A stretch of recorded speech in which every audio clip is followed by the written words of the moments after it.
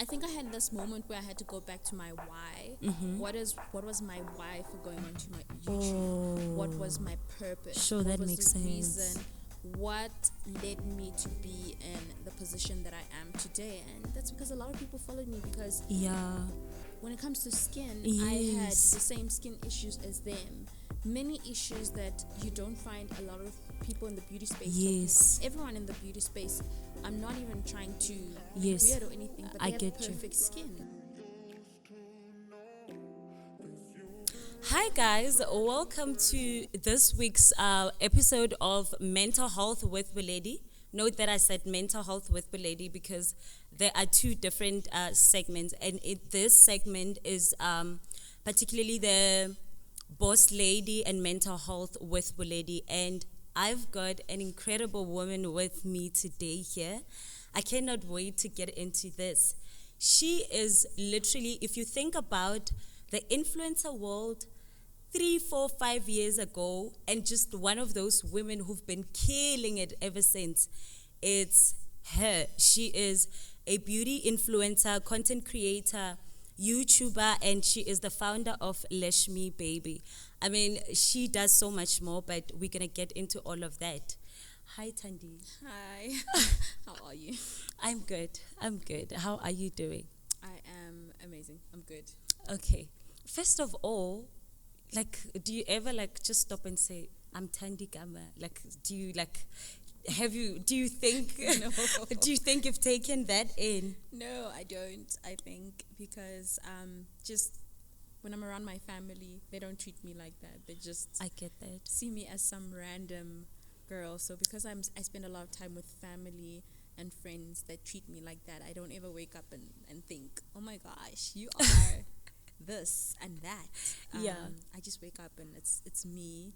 And then sometimes I'm quite shocked when I walk around and people recognize me and they scream Thandi, even like when I'm wearing a mask and I'm doing my shopping and I'm like, how can you see me under my mask? Yeah.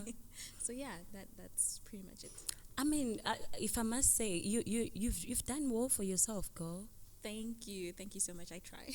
Like I remember just I think 5 years ago or 4, just watching beauty videos because at the time, well, I am into makeup, but I mean, other things I just have just taken over, and I just remember you being that person, and you would like literally be posting a video every second day, and I'm just like, how does she do it? I had energy then. I didn't have businesses to run. No, I think as growth happens, Yes. so much gets to change. Yes. And when that doesn't mean that you're not doing great now. You're still doing amazing. You've done bigger things.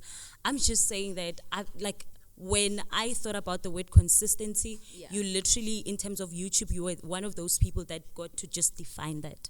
Oh, thank you so much. So I just want to take you back just a little bit, Okay. because this platform is actually just about talking about the star that people see, Right. but as well, I mean, we sometimes think because someone is out there and they've done well and they're successful, there isn't a person behind that. True. Very true. That's And very we true. we don't get to acknowledge how people feel and that they go through, a lot of things while still having to show up in the public space. So how was like your upbringing? How did you know as a child that you know what, I'm gonna be like the next big beauty influencer? No, not really. So the weird thing, okay, so I'd say growing up, I was into watching TV a lot. Okay. And when I watched TV, I wasn't one of those kids that looked at people and said, I want to be a presenter. Because I Wow. feel like a lot of people, Yeah. they start off with that and say, oh, I looked at TV and I thought I wanted to be a presenter. Like, I just enjoyed watching TV. Wow. But it didn't even actually stem from that. Me getting into YouTube and the beauty space stemmed from the fact that I got chickenpox at a very late age. Wow. So I got chickenpox in my matric year, right before matric dance. We hadn't had the matric dance yet. And after experiencing this, I was left with dark spots all over my face. Oh my gosh. I'm And sorry. I had no idea what I was going to do. I booked a makeup artist for the day who never showed up. Oh man. And that was the first time I actually had to try and Wow. do my face. But Sure. obviously, at that age, I didn't know what coverage is. Yeah. You know, like what concealer is. Yeah. How do you get your makeup to not show the marks underneath Sure. your skin? So when I went to my matric dance, got my pictures, I hated my pictures. I hated looking at them because the only thing I could see were those spots. So just from having that and not being comfortable, I was like, hang on 1 second, I need to learn to do this properly, because in life there will be people that disappoint Yeah. you, like the makeup artist Yeah. did. So I had to be prepared, you know. Sure. So I was like, I'm gonna learn how to do makeup, and eventually when I did, I remember I was working as a hostess in Sandton. Wow. At one of the restaurants, and all the customers would always come in and say, your makeup looks amazing, your makeup looks beautiful. Why don't you teach people, or why aren't you working at MAC? So in my head I was like, you know what, that's interesting. So maybe I should consider teaching people makeup online. And that's when I was like, all right, I've been watching makeup tutorials for years. You know, your Jenny Jenkins. Yeah. And all the She's been doing it for so long. And you know, your Jackie Iners, watching them from such a young age. And I was like, hang on, I could probably do the same thing. So that's how I got into it. Wow, talk about a blessing in disguise, right? Yeah. Because I mean, if you didn't have the If I chicken didn't, pox, I you would might have never ever. I would never have grasped that confidence, because for me, I was a shy person. That's one thing that people don't understand. It was really hard for me to get in front of camera, but in my head, I knew that there's someone out there that's probably going to go through the same experience as me, and they'll need someone out there to help them. Sure.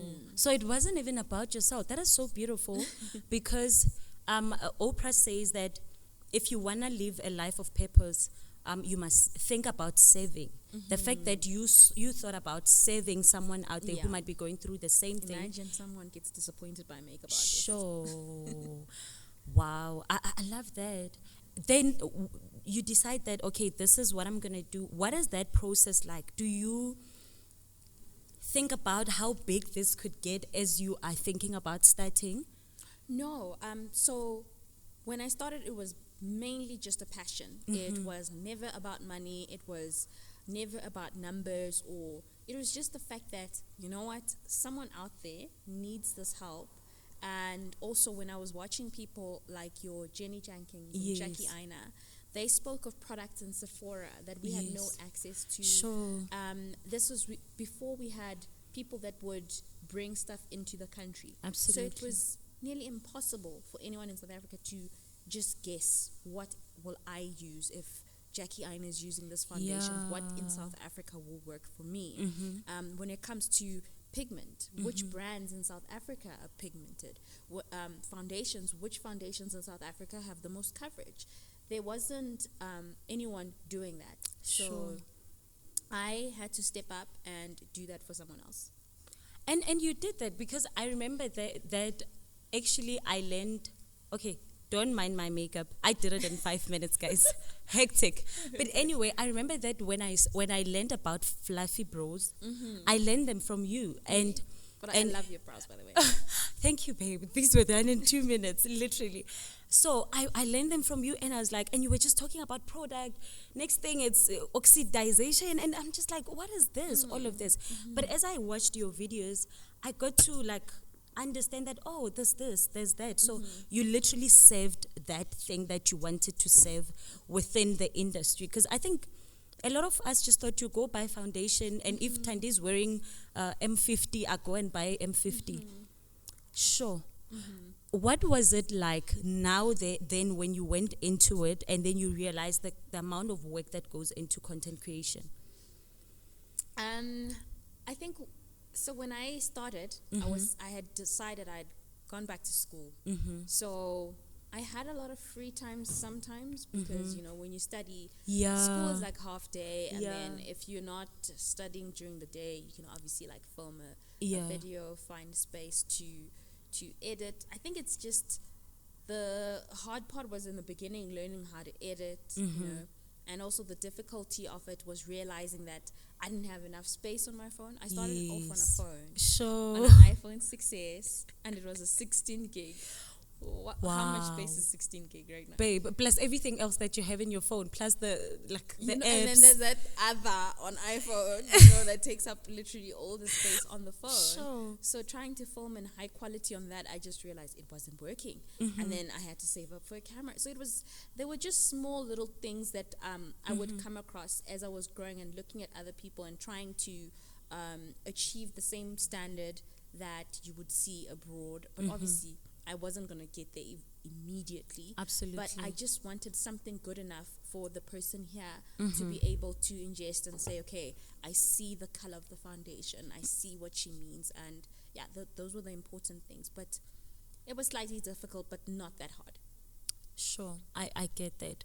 And when did you then feel like, sure, I feel like this is a thing. This is becoming a whole career. I think I realized this was becoming a career when I was approached by the first two brands wanting to pay me, and in my head I was just like, hang on, they want to pay me this much money Yeah. to just film a video and post a photo. Then I was like, okay, all right. I then started taking it seriously as something to do on the side, Yeah. besides School. school, because I was studying at the time. Yeah. And obviously, back then you didn't get campaigns all the time. So I think Yeah. that year I only had 2 campaigns or 3 campaigns. Mm-hmm. And then the following year, when I was in my 3rd year, got a couple of more, and then I started getting invited to events. Yeah. Then I think that's when I introduced vlogging, because Yeah. I also wanted people at home to sort of like experience Yes. what I was experiencing being Absolutely. invited by Revlon. Yeah. What did Revlon have to say? Or if I was being invited by Maybelline, what did Maybelline have to say? What were they trying to showcase, Absolutely. And then I think as soon as I graduated and I started working, and then, they offer you a salary and you think it's good before they deduct everything. Yeah. After I got my first paycheck, the deductions, I was like, hang on. This can't be real. I'm like, what is going Yeah. on? I'm like, I didn't agree to this. And then I just realized there was no way I could make as much money in my career as I was doing as a beauty influencer. Absolutely. So I decided that if I wanted to grow myself, also get to a place where I could have a business or employ someone else or do anything, for now, I literally had to consider the job that paid me more. Sure. Yeah. Sure, babe. And when was this? When you got your first campaign? This was in the first year? So my first campaign was in my 2nd year studying in school. Okay. Yeah. And which year into your content creation? So I think this was probably the 3rd year into my content creation Okay. that I realized and I decided that I was going to take this seriously. Because the Sure. first 2 years, I don't think I made anything that was livable for a year. Obviously, I made money here and there, but it wasn't something then I could say I'm not going to have a job or I'm not going to have any other source of income. So I had different source of income, including my influencing. But only in the 3rd year did I then say, now I'm fully focusing on this so I can grow it and potentially see where this takes me. Babe, coming from, the kind of backgrounds that we come from, you've just literally graduated. You just got a job. Yes. And then now you are saying, like, I'm trying to imagine, because this was like how many years back? You're saying, I'm quitting my job. Yeah. I'm going to do this thing that has no contract. No. What was it like? What did is it your Mama Yeah. Dodone? Yes. What did she say? So, the thing is that my first degree I also didn't finish. And then I decided, I worked for a little while. Then from nowhere, I decided, I woke up. Yeah. Even when I went back to school, I Yeah. was even late. Like, I woke up the week everyone had started school, and I decided I'm going back to school. Wow. So I started school a week late, Yeah. only to finish school. Then 6 months into working, tell my mom I'm quitting my job to do Sure, this man. full time. And my mom was just like, well, knowing you, you will do what you want to do. Yes. And no one can say anything to change it, because once you've decided, Mm-hmm. it's final. All you need to know is that you are now on your own. Sure. So, but obviously, she was like, if you need help, if it gets to a point where You need help, yeah. I'm here. But now you're a big girl. You can't just keep dropping everything. Yeah. You know? So I had to be like, if I'm doing this, I'm taking it seriously, like serious. Sure, babe. Firstly, I love the fact that you're mentioning that you didn't just start creating content today, because now the content creation world has evolved, and it's so easy to think that no, I'm just gonna put out one video and then I must expect to get paid. I love the fact that you're mentioning that it took about 3 years or so to start seeing that that potential in it. But I want to talk about what you just mentioned, the fact that you had dropped a course before, the fact that you are now dropping this whole job that is, one would say it's secure. Yeah. Did you have, I want to take this conversation to your mental health. Did you at any point feel like, oh my God, I'm disappointing my parents here, my mom has really been supportive, and then here I am just dropping stuff? Did you have like that kind of thoughts? Yeah, I did. I think, firstly, just before I resigned or spoke to anyone that I was thinking of resigning, I sort of had these feelings of like, if you're doing this again, you're literally doing everything you always do. Like, Yeah. you never want to finish anything or see it through. And I was just like, am I really not finishing it, or am I chasing a passion? And I had to be sure if I was chasing a passion, or I had just gotten to a point where I didn't want to finish this one thing I'd gotten into. So I had that moment, and I think also the first 3 months after I had quit my job, that's when I was having all these feelings of like, oh my gosh, I'm so scared. What if I disappoint my mom? What if in 6 months, because I told myself I have 6 months. In 6 months. If I don't do well in 6 months, going back to my job, I'd already told my boss, if I fail in 6 months, I'm coming back. Babe. So I was like, wow, in 3 months I was stressing. Also, deciding to buy a home. Sure. Not knowing where the money to pay off that home is going to come from. But I knew I had some savings for a deposit, and I needed some sort of security in my life. So it was just a lot. Also, like they make you wait for so long. Yeah. I lost so much weight during that period. Yeah. There was just so much going through my head. Yeah, like the so waiting many area is questions. it's almost like every area of your life is in this waiting area, and there's no clarity. There was no clarity. Like, there was questions and no one to answer. And you get to the point where you feel like you're praying, and you keep looking up like, do you hear me? Like, when you're praying and it starts raining, is this a sign? Are you saying no? What are you saying? So yeah, I had moments of doubt. There was just so much going on. But now that I'm here today, I'm grateful that I just pushed through. Like, I'm grateful that you did, because I can imagine that if I saw your videos, there are millions of other people that saw your videos and felt like, you know what, I can do this, When would you say was that moment where you had a breakthrough, whether it could be a campaign that just promised like an amount that you felt like, you know what, now I'm sorted, even if it's just for the coming 3 months? Obviously, I'm not going to mention the brand. Yeah. But there was a period, and I prayed about it. Before I quit my job, yeah, I prayed about it. And I asked God that I needed a campaign that would give me some sort of security. And I got that before. Wow. Leaving. I put in my resignation. Wow. So I prayed about it because I was ready to put in my resignation. And God answered. And sure, babe. Yeah, I got paid very well in order for me to be able to quit my job and not have an income for a couple of months. Sure. So that was good for me. Yeah. And it reassured me that this is the path. I can do this. Yeah. I'm good at what I do, and yeah, I just needed to push. Sure. That is amazing, and also just the fact that you're saying you prayed about it prior to even putting in your resignation letter, but you were still adamant about like resigning.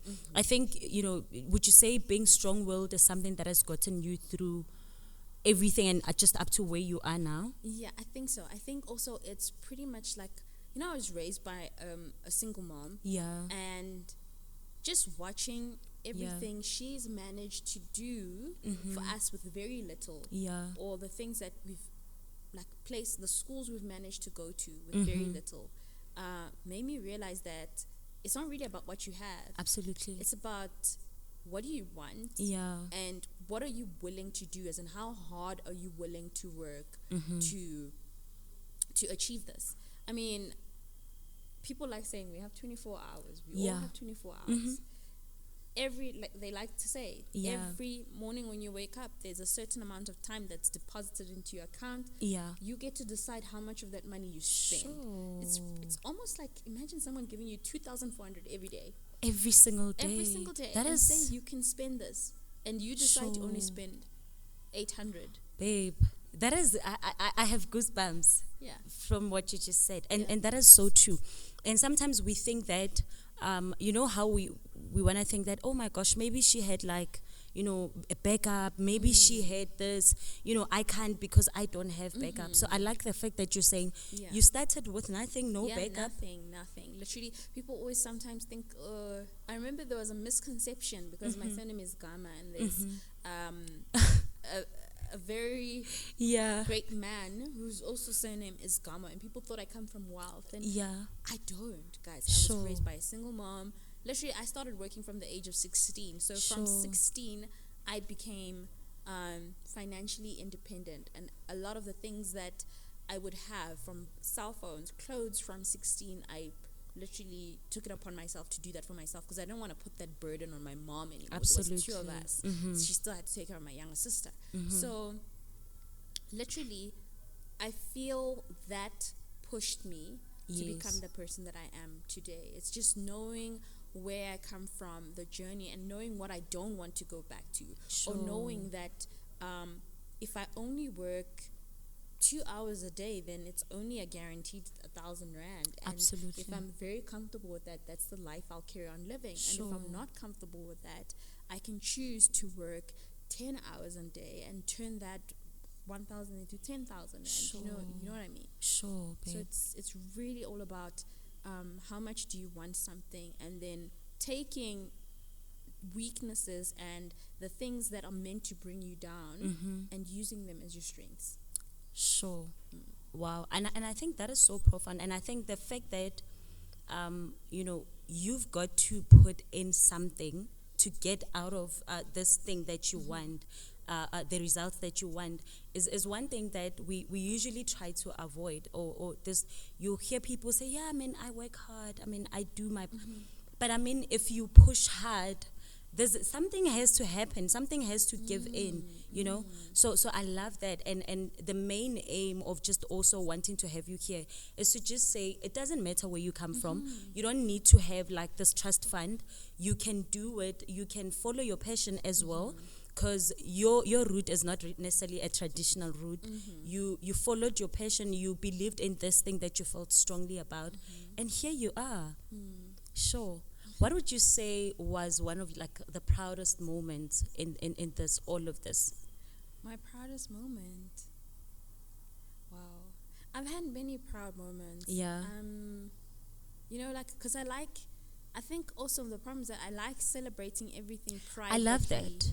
Well, I thought you were going to say just celebrating. Yeah. But privately it's still fine, but it's good that you celebrate. Yeah, like small things and big things, I will celebrate that. So I think one of my proudest moments also was when me and my sister bought the home. Yes. And we got to show our mom. Wow. And yeah, and she was so proud because, you know, like, obviously in black communities, sometimes people just will say things, oh, your kids will never do this. Your kids, you know how they like to bring other people down. And I think our aim was always to Yeah. prove every single person Sure. wrong, and just make our mom proud.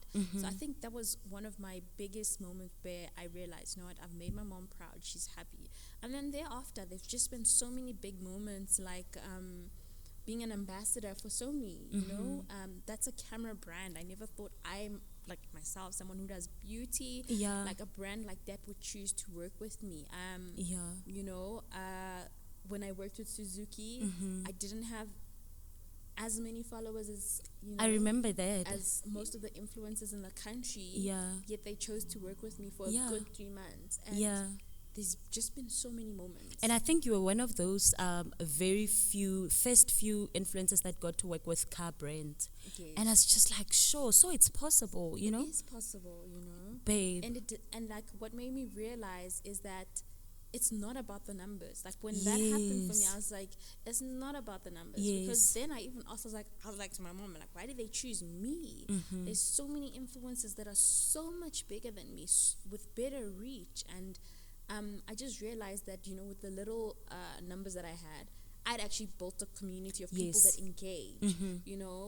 We have this whole thing, TG gang. That is something, when It people is. scream, I'm part of the TG gang. Like, that makes Yes. me so proud. It makes me so proud. So Sure. And I'm part of the TG gang, guys. I can't believe that I'm seated next to you.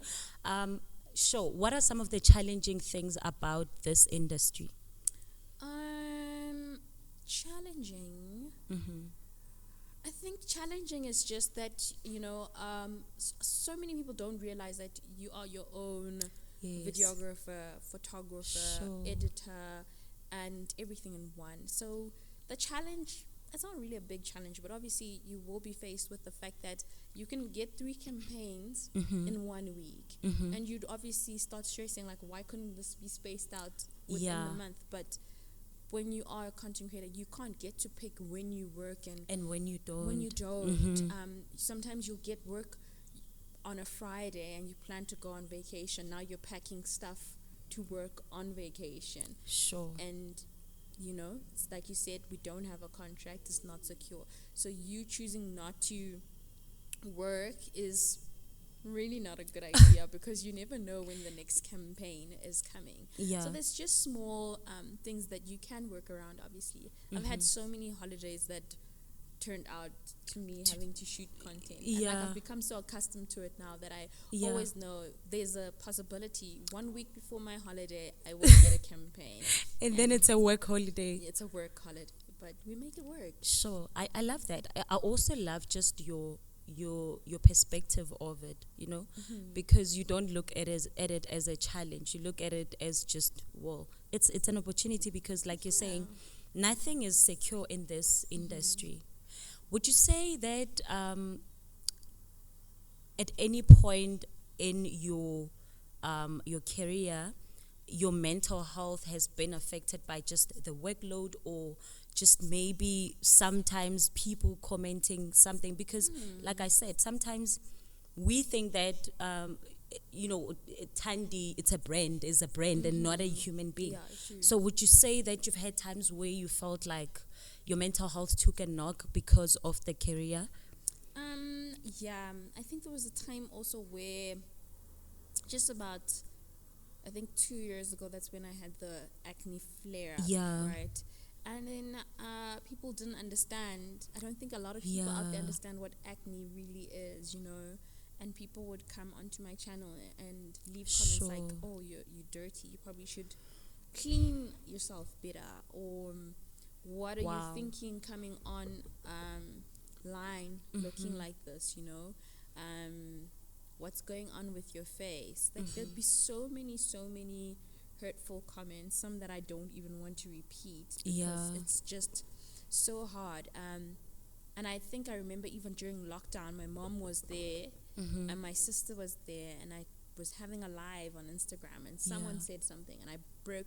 I think I was the on ticking that point. live. Yeah, I was on that live. yeah. Yeah. It was a ticking point, and when I broke down, I literally feel like I had decided I want nothing to do with social media Sure.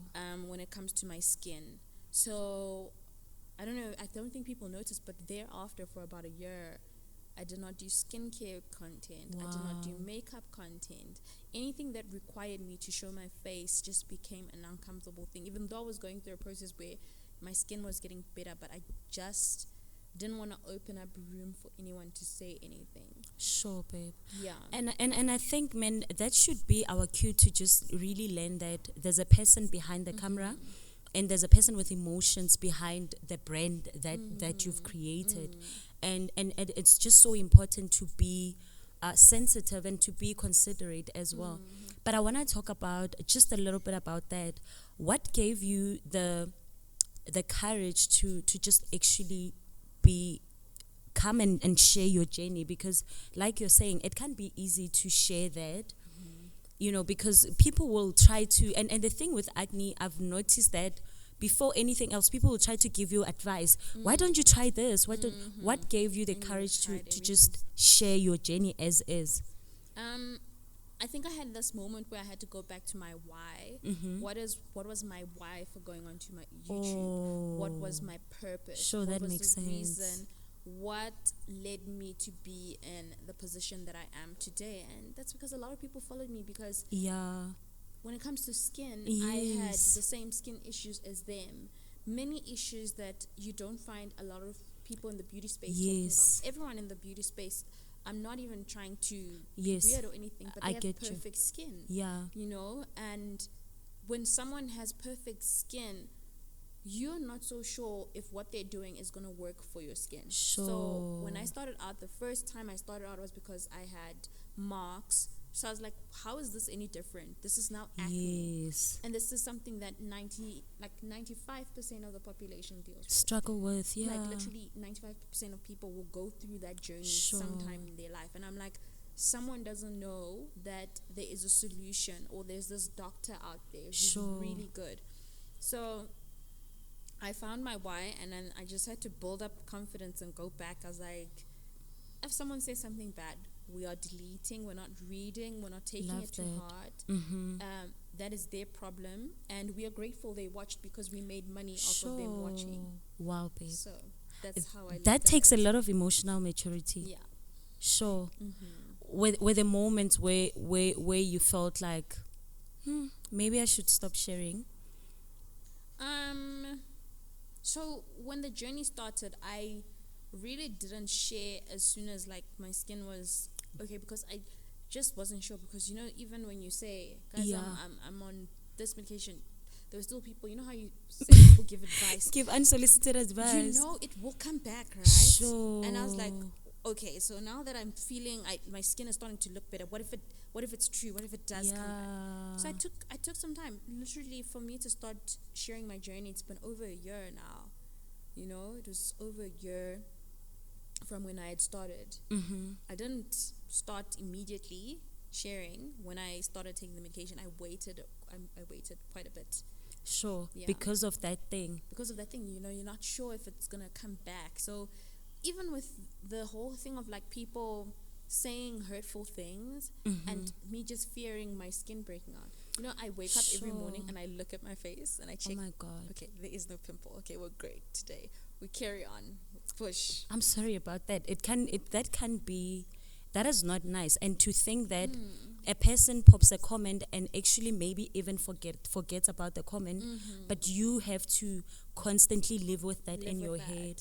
I mean, we really need to do better. Yeah, we need to do better. But I want to then take this to, do you think that authenticity, because you're one of those people, you mentioned that, and I'm not saying other people are not authentic, but you're really one of those people who don't mind taking us through whatever season you are in. Do you think that has really been the reason for you just doing so well? I do think so, because as a person, myself, I enjoy watching people that I can relate to. And I don't ever want to portray myself as being something totally different. I get you. Obviously, I don't share everything, but the parts that I do share, you're still true to yourself. It's still me being true to who I am and just showing you guys, okay, so this is me.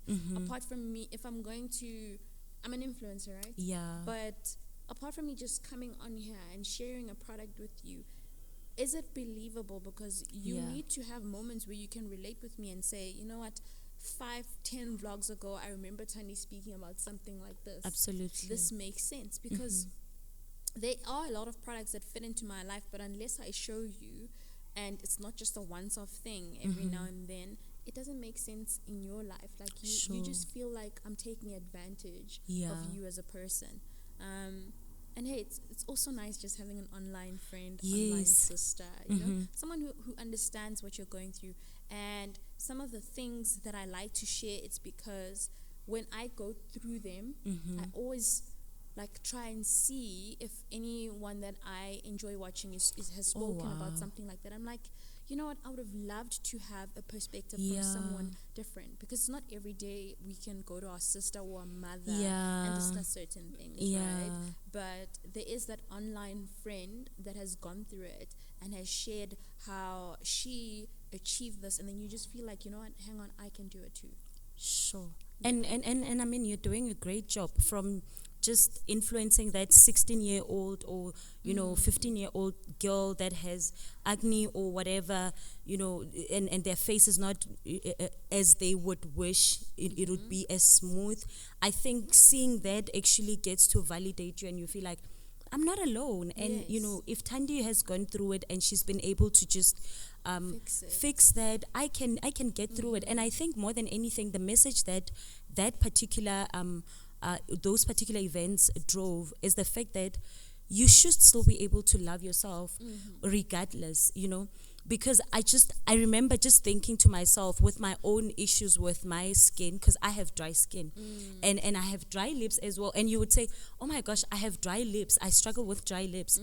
And for me, it's small, but just feeling like, oh my gosh, I relate, Yes, and you it doesn't mean I'm understand. not taking good care of myself.